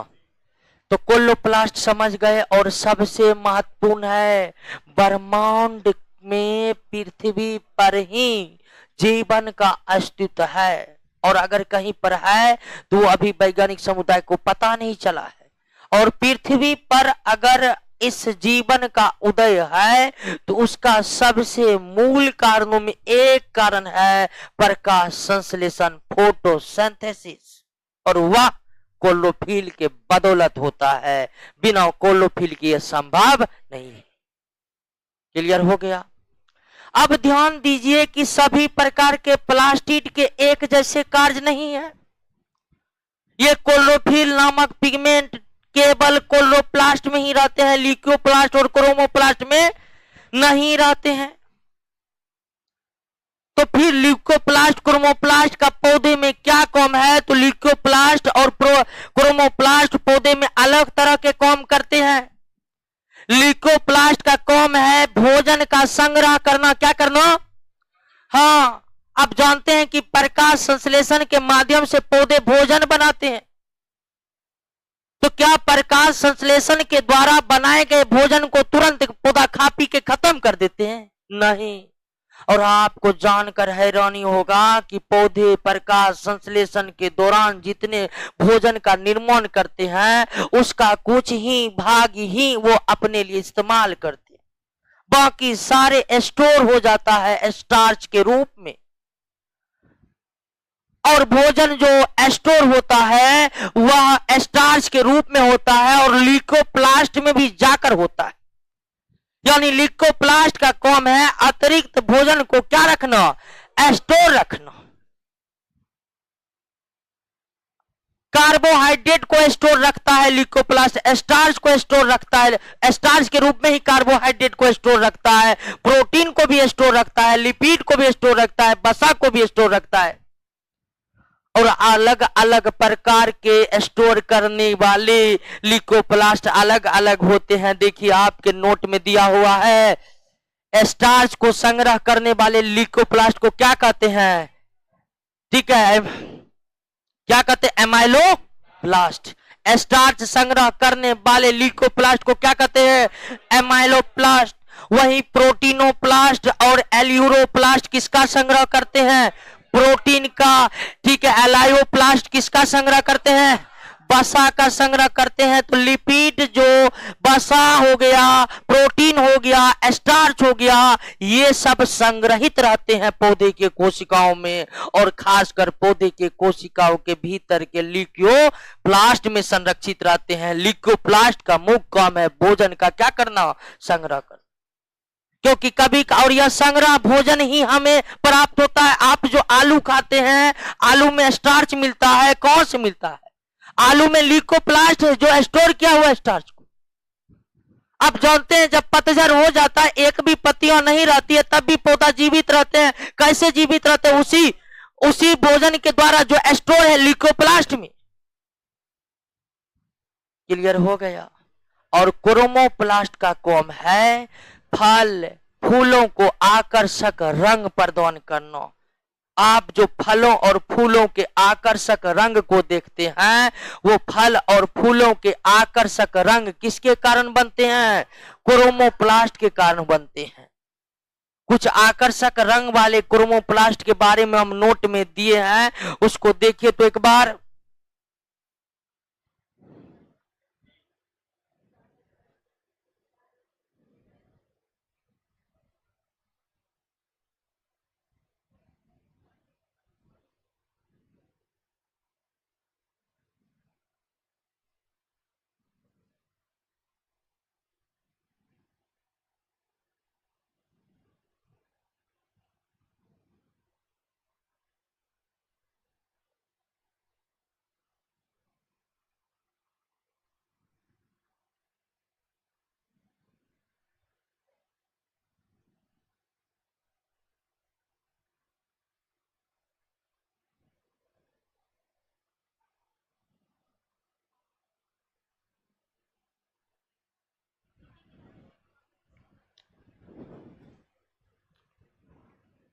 क्लियर है दोस्तों। आइए एक अलग टाइप के स्ट्रक्चर पर चलते हैं। और क्या है अगला स्ट्रक्चर, क्या, सेंट्रोसोम। समझ रहे हैं ना दोस्तों, ये नहीं कि ऊपर ऊपर जा रहा है। ऑनलाइन वाले सब फालतू फालतू कमेंट में काहे पड़े हुए हैं, ठीक है।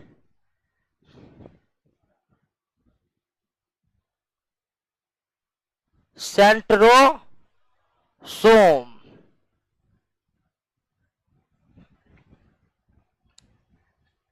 इन्हें के पढ़ते जा रहे भूलते जा रहे हैं। गोल्जी बॉडी, लाइसोसोम, माइटो और प्लास्टिड। और दोस्तों जैसे ही चैप्टर खत्म होगा फिर हम उसके क्वेश्चन को क्लास में करेंगे। और जिस दिन क्लास होता है उस दिन जाइए, रात में घर पर बैठिए और देखिए कि आज के क्लास से कितने प्रश्न सॉल्व हुए हैं। और निश्चित ही आप क्लास में बेहतर तरीके से समझ कर जाएंगे, आपसे क्वेश्चन सॉल्व होने लगेगा। और पढ़ने का अंतिम उद्देश्य वही है, क्वेश्चन सॉल्व करना, वो भी आसान तरीके से। इसीलिए वो करना बहुत जरूरी है। तो रोज जाकर क्वेश्चन पर प्रैक्टिस कीजिए, रोज। और दोस्तों कल ही फायरमैन का एग्जाम हुआ और हर एक क्वेश्चन हमारे नोट से आया है, आप चेक कर सकते हैं। चाहे वो इकोनॉमी हो, चाहे फिजिक्स हो, चाहे केमिस्ट्री हो, एक आध क्वेश्चन मिस्टेक किया है दोस्तों, और जो हमारे नोट से बाहर आता है क्वेश्चन, उसको पूरे बिहार में कोई नहीं बनाता है, ठीक है। अलम है।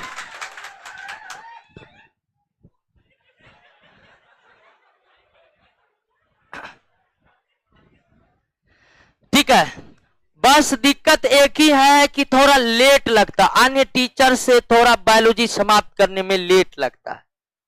और पटना में तो बहुत ऐसा ऐसा टीचर है 20 दिन में बायोलॉजी समाप्त। हम उससे पढ़ने भी गए, टेक्निक हम भी सीख लेंगे, लेकिन टेक्निक ऐसा है कि सीधे ऊपर ऊपर, तो लेट लगता है।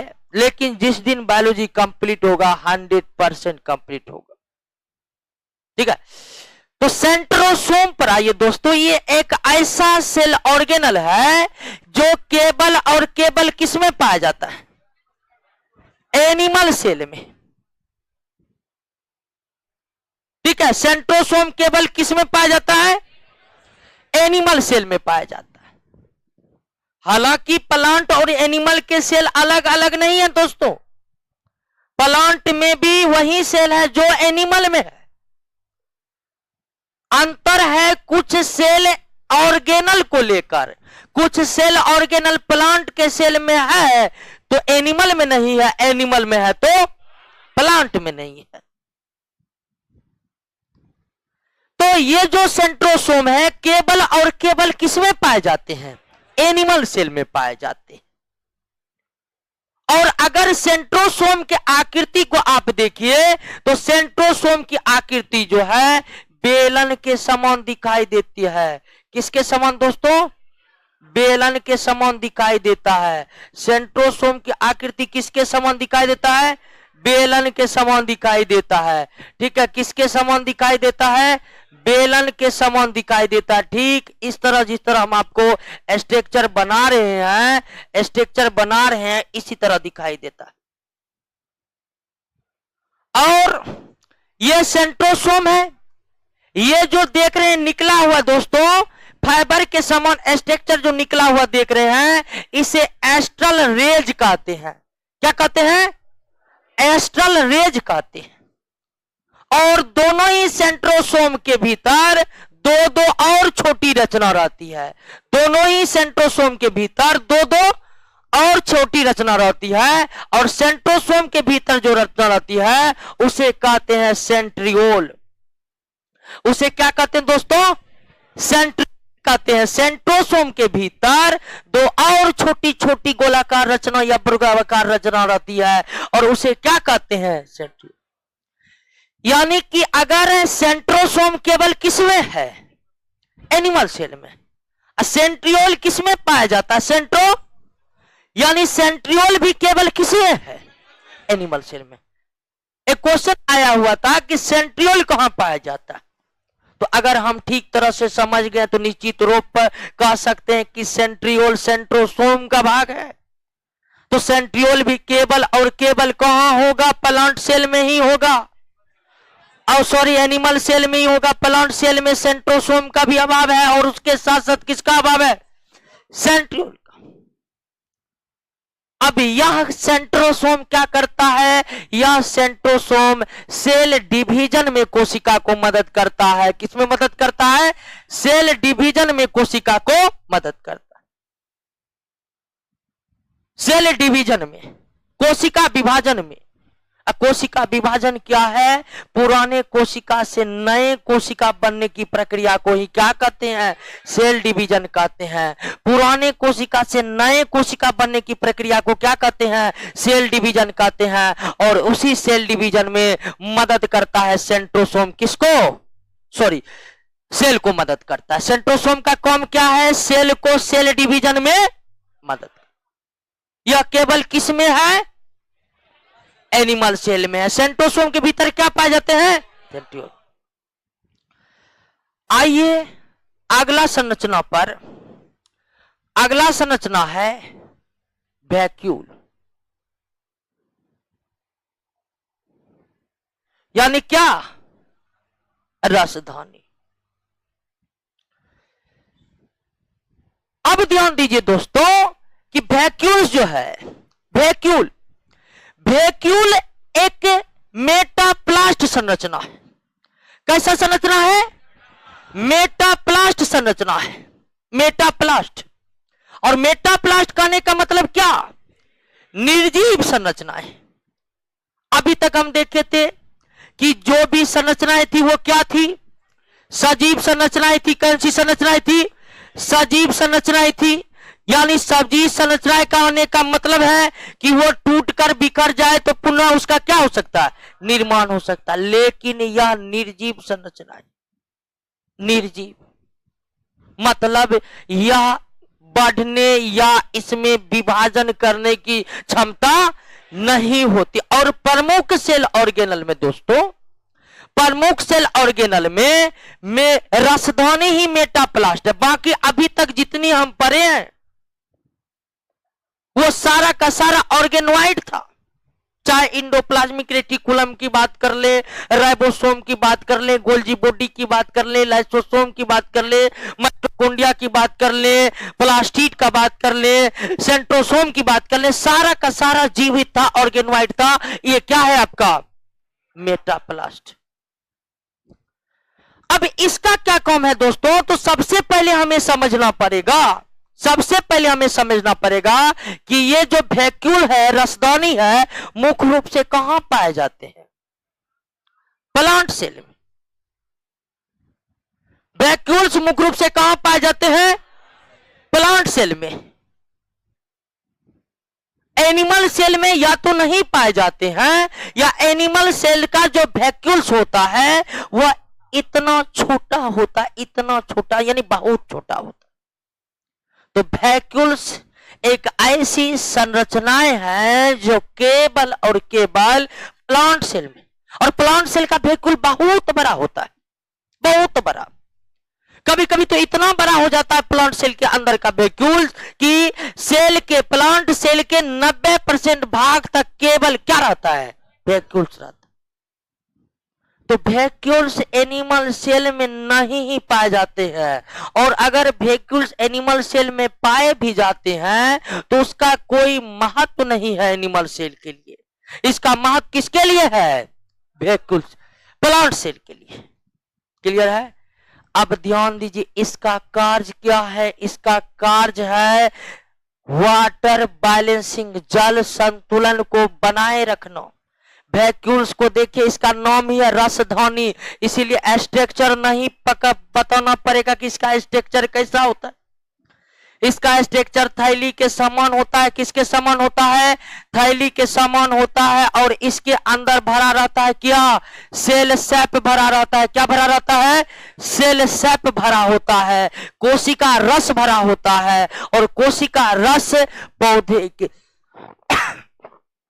कोशिका रस जो है पौधे के अंदर जल संतुलन बनाए रखने का कार्य करती। क्लियर हो गया, समझ गए। और वैक्यूल्स के झिल्ली को क्या कहते हैं, टोनोप्लास्ट कहते हैं। वैक्यूल्स के झिल्ली को क्या कहते हैं, टोनोप्लास्ट कहते हैं। और टोनोप्लास्ट इसका एक अलग नाम क्यों है, कहिएगा कि वैक्यूल्स के झिल्ली को एक अलग नाम जीव वैज्ञानिकों ने प्रदान किया है, क्या कारण है। तो इस वैक्यूल्स के झिल्ली की एक बहुत बड़ी खासियत है दोस्तों, कि ये वैक्यूल्स की झिल्ली जिसे टोनोप्लास्ट कहते हैं, यह कोशिका झिल्ली की तरह अर्धपारगम होता है। कोशिका झिल्ली की तरह अर्धपारगम होता है। तो वैक्यूल्स के झिल्ली को क्या कहते हैं, टोनोप्लास्ट कहते हैं। वैक्यूल्स के झिल्ली को क्या कहते हैं, टोनोप्लास्ट कहते हैं। और टोनोप्लास्ट की खासियत है, ये भी कोशिका झिल्ली के समान क्या होता है, अर्धपारगम होता है। अभी तक ऐसा कोई सेल ऑर्गेनल नहीं बिना जिसका झिल्ली अर्धपारगम हो। ये एकमात्र वैक्यूल है जिसका झिल्ली कोशिका झिल्ली की तरह क्या है, अर्धपारगम। कोई दिक्कत है, समझ गए। तो हमने सभी महत्वपूर्ण सेल ऑर्गेनल के बारे में समझ चुके हैं। सभी महत्वपूर्ण सेल ऑर्गेनल और उसके कार्यों को देख लिए हैं, और बेहतरीन तरीके से समझ रहे हैं कि समझ रहे हैं। हाँ, अब बहुत को देखिए बर्दाश्त नहीं होता है, 2 घंटा बर्दाश्त नहीं हो रहा है। ख्वाब देख रहा है नौकरी करेंगे हम भी ना। देखिए, बर्दाश्त करना सीखिए। सबको लगता है कि अच्छा कुछ नहीं हुआ, चलो नौकरी कर लेंगे। कुछ नहीं हुआ, नौकरी कर लीजिएगा। नौकरी करने के लिए ही सबसे बड़ा त्याग करना पड़ रहा है आजकल। ठीक है, फालतू से काम नहीं चलेगा। घर पर दिन रात एक कीजिए, दिन रात एक, पागल की तरह पढ़िए।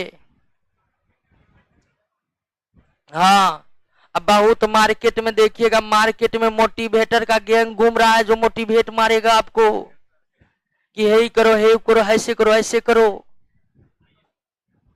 तो उस सब के चक्कर में मत करना। जो भी व्यक्ति नौकरी क्या है ना, एक ही मेहनत करके घर पर पढ़ के,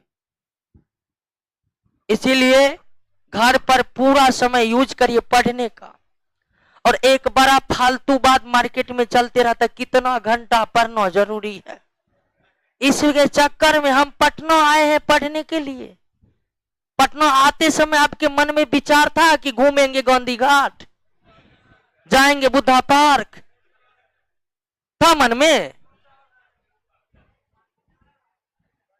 वो तो पटना की फितरत है, आपको बहला फुसला के बर्बाद करेगा। तो उस चक्कर में नहीं पढ़ना। हम पटना पढ़ने आए हैं और हर एक समय पढ़ने के लिए है।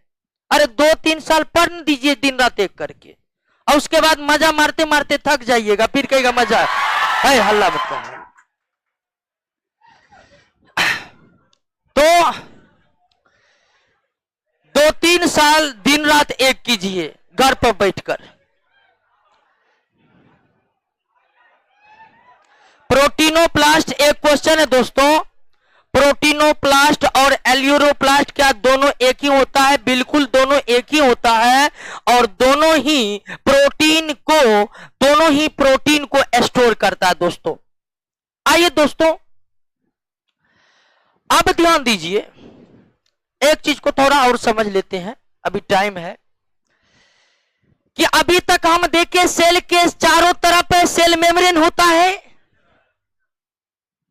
सेल मेम्ब्रेन के भीतर जो कुछ है प्रोटोप्लाज्म है, यानी न्यूक्लियस भी प्रोटोप्लाज्म का हिस्सा है। और प्रोटोप्लाज्म को हम अंदर से 2 भागों में बांट सकते हैं, साइटोप्लाज्म और न्यूक्लियस। साइटोप्लाज्म और हमने साइटोप्लाज्म पढ़ लिए, और साइटोप्लाज्म में उपस्थित रहते हैं ढेर सारे ऑर्गेनल, जिसका कुछ ना कुछ कार्य होता है, और उन्हीं के कार्यों के बदौलत कोशिकाएं जिंदा रहता है।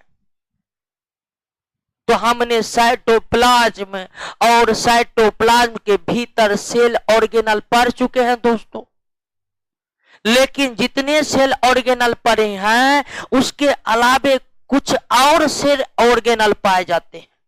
हालांकि वो उतने महत्वपूर्ण नहीं होते हैं, लेकिन कुछ और संरचना का पता हाल फिलहाल में कोशिका के साइटोप्लाज्म में चला है, जैसे एस्फिरोसोम, परऑक्सीसोम, माइक्रोट्यूबल, साइटोस्केलेटन, ये सब भी सेल ऑर्गेनल कोशिका द्रव में रहता है, जिसका पता वैज्ञानिकों ने लगाया है।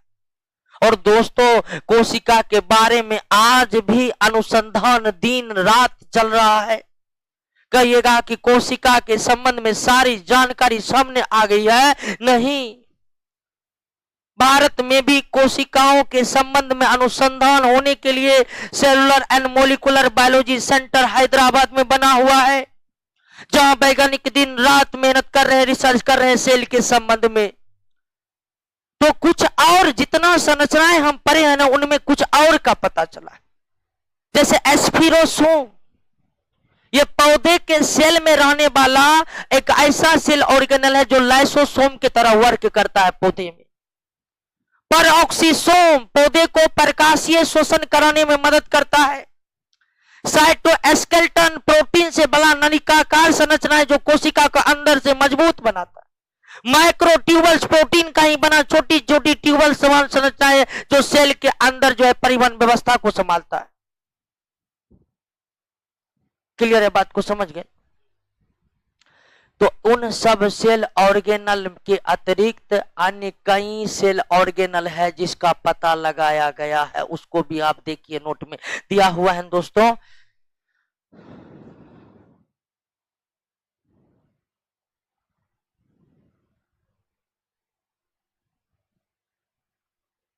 बिल्कुल 4 सही है। वैक्यूल्स का 4 नंबर क्या है? वैक्यूल्स का 4 नंबर देख लेते हैं।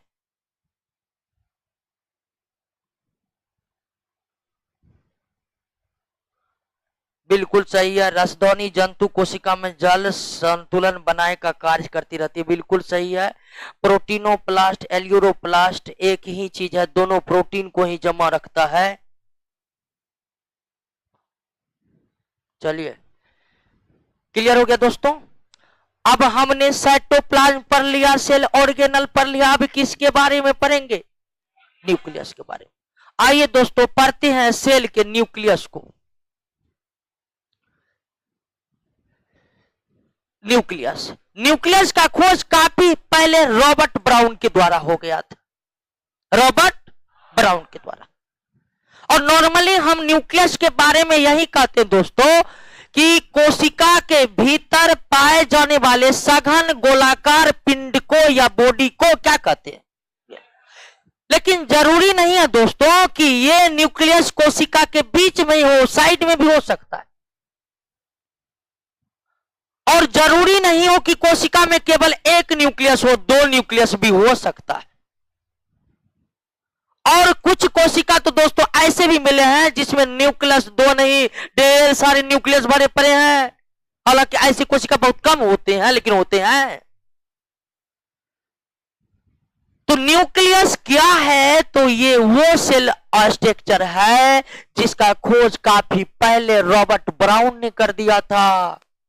या कोशिका के भीतर साइटोप्लाज्म में पाए जाने वाले गोलाकार सघन पिंड को, बॉडी को क्या कहते हैं? न्यूक्लियस। सामान्य रूप से देखा जाए तो एक सेल में एक ही न्यूक्लियस होते हैं, लेकिन कुछ सेल ऐसे भी इस प्रकृति में मौजूद है जिसमें डबल न्यूक्लियस होते हैं।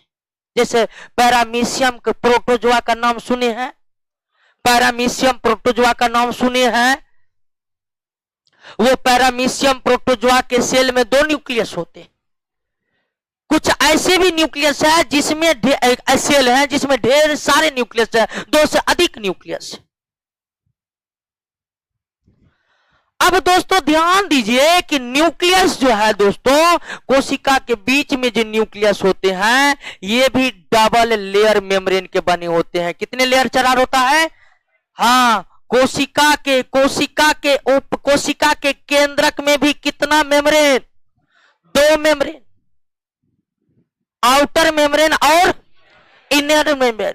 और यह मेम्ब्रेन जगह जगह पर इस मेम्ब्रेन में क्या बना रहता है? छिद्र बना रहता है। जगह जगह पर क्या बना रहता है? छिद्र।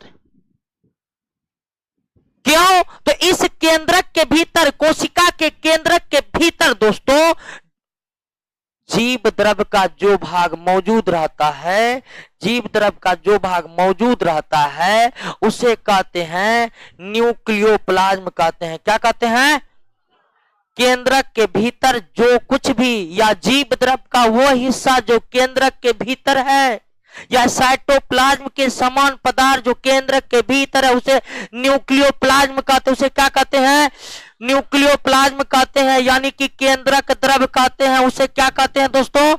केंद्रक द्रव कहते हैं, केंद्रक द्रव कहते हैं। और बाहर में दोस्तों कोशिका है, बाहर में क्या है? अब कोशिका के बाहर क्या होते हैं? साइटोप्लाज्म होते हैं, यानी cytoplasm plus nucleoplasm equal to protoplasm हो जाएगा।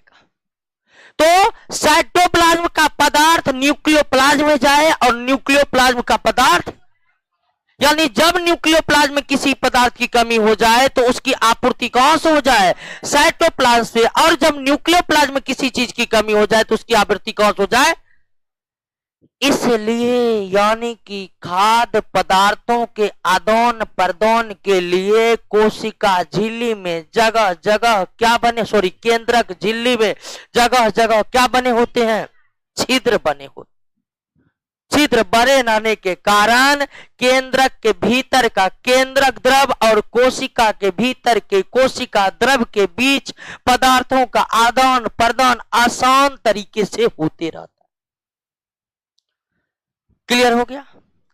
अब कोशिका के भीतर इस केंद्रक द्रव में एक बहुत ही महत्वपूर्ण संरचनाएं पाई जाती है। ये हुआ केंद्रक, और केंद्रक है डबल लेयर, और डबल लेयर में है जगह जगह क्या?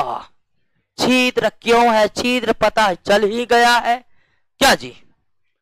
अब इस न्यूक्लियस के भीतर का जो सबसे प्रमुख स्ट्रक्चर है वो एक जाल के समान रचना में है। किसके समान रचना में है? जाल के समान रचना में है, जाल के समान संरचना में। अब कहिएगा ये इंडोप्लाज्मिक रेटिकुलम अंदर में घुस के नहीं, ये न्यूक्लियस के भीतर जो जाल के समान संरचना है दोस्तों, इसको कहते हैं, क्या हुआ, न्यूक्लियस के भीतर ये जो जाल के समान संरचनाएं हैं इसको कहते हैं क्रोमेटिन नेटवर्क कहते हैं, क्रोमेटिन नेटवर्क कहते हैं दोस्तों। क्या कहते हैं दोस्तों? क्रोमेटिन नेटवर्क कहते हैं। अच्छा अच्छा अच्छा, हार बनाना है नहीं,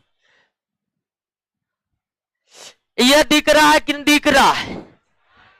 नहीं दिख रहा, इसको भी हटा देते हैं।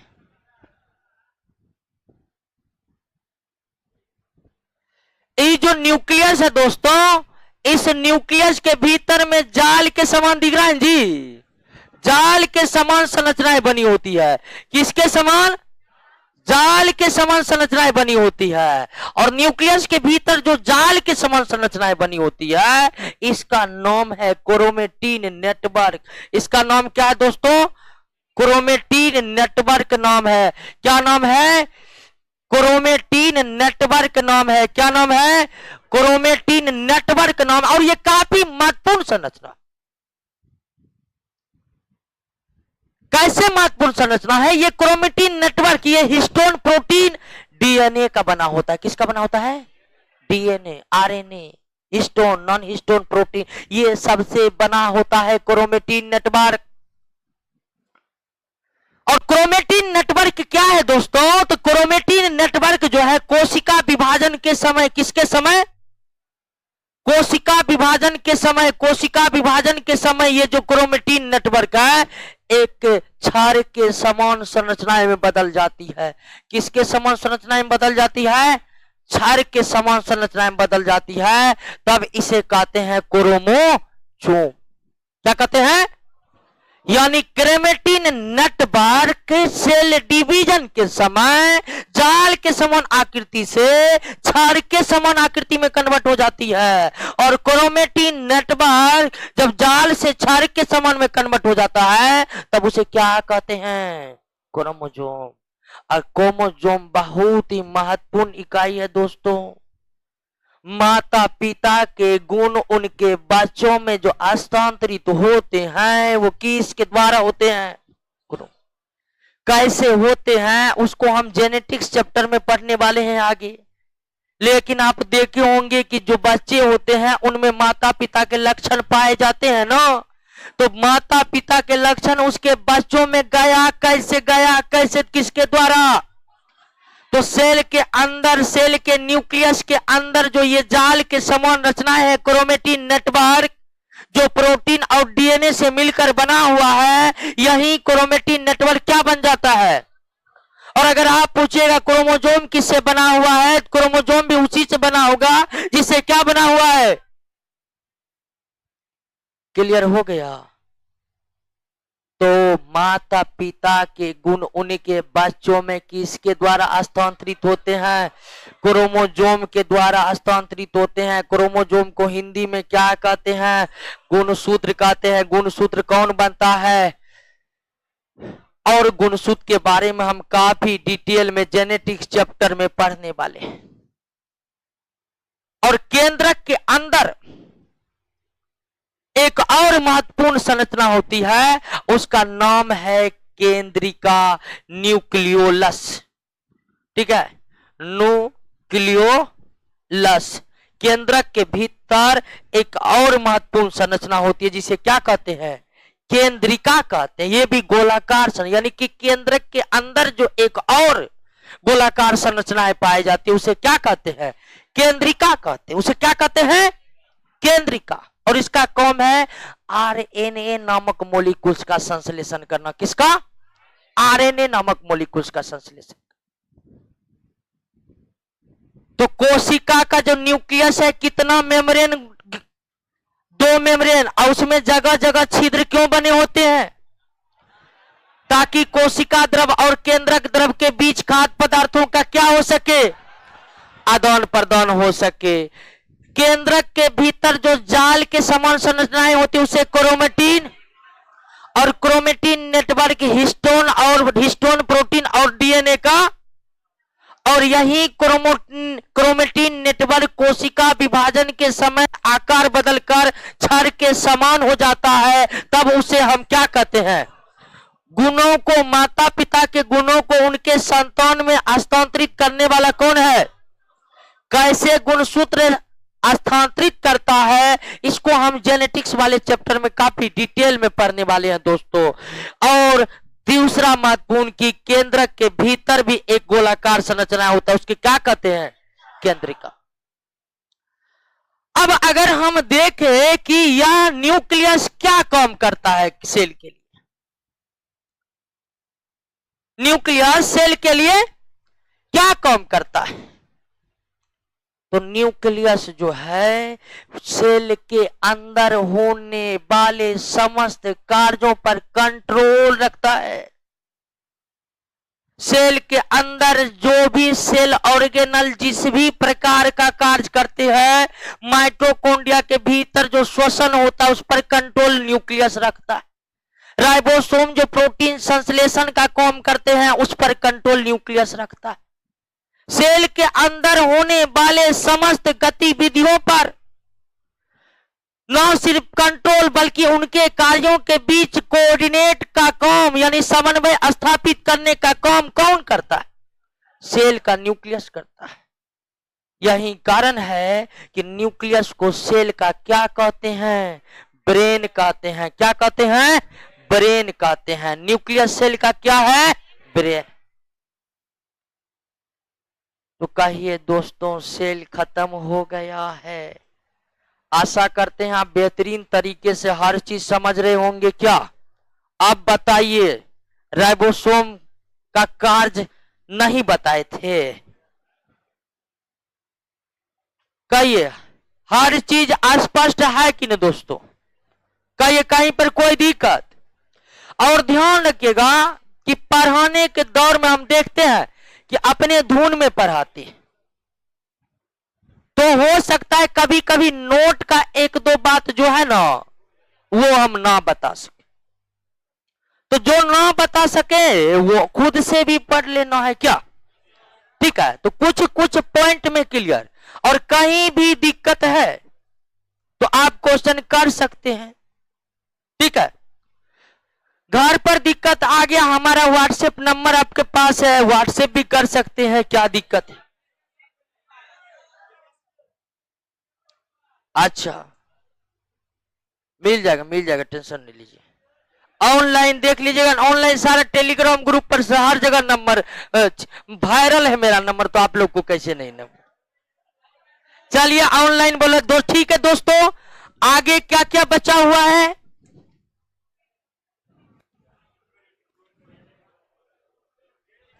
चलिए, तो आगे दो प्रकार की कोशिका है, एक क्लास और कोशिका में लगेगा, तो पुनः आइए नेक्स्ट क्लास में हम देखते हैं। और ऑनलाइन वाले का आप कुछ कमेंट देख लेते हैं, क्या कोई इन्हें दिक्कत है बताइए ऑनलाइन वाले सब। निभा तिवारी, राइबोसोम एक बार फिर से बता दीजिए। अरे आप देखिए ना, राइबोसोम बहुत डिटेल में हम बायोलॉजी को खींच रहे हैं। सेमी परमेबल नंबर उत्कर्ष सोलंकी सेमी परमेबल बता चुके हैं फर्स्ट क्लास में ही। फर्स्ट क्लास का वीडियो देखिए, वीडियो सारा एक जगह कर दिया है ना बायोलॉजी का। हाँ, एक जगह कर दीजिए ताकि विद्यार्थी खोजने में कोई दिक्कत ना हो। ऑनलाइन ऑफलाइन सब आसानी से वीडियो तक पहुंचे।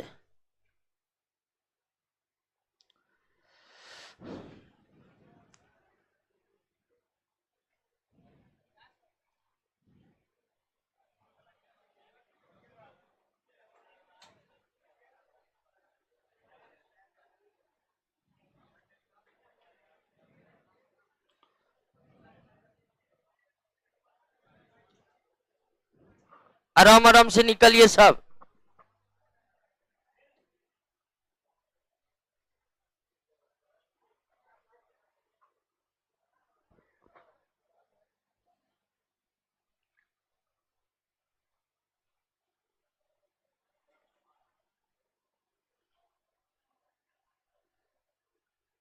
सेल का सेल का जीवन काल कितना होता है? प्रत्येक सेल का अलग अलग होता है। सेल का जीवन काल मिनटों घंटों से लेकर कई दिनों तक का होता है।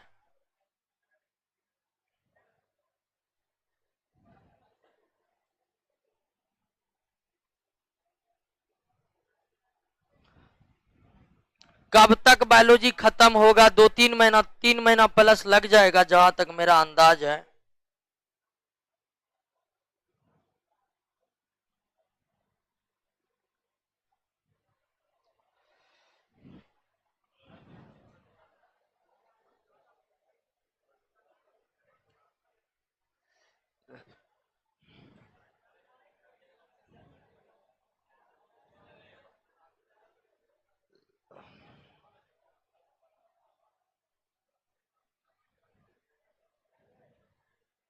बायोलॉजी खत्म होने में कितना समय लगेगा?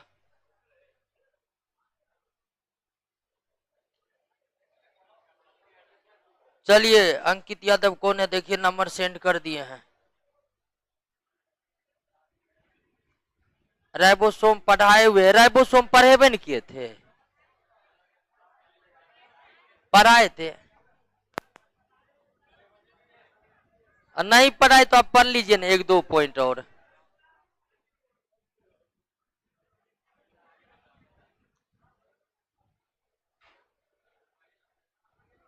ठीक है दोस्तों, मिलते हैं नेक्स्ट क्लास में अब।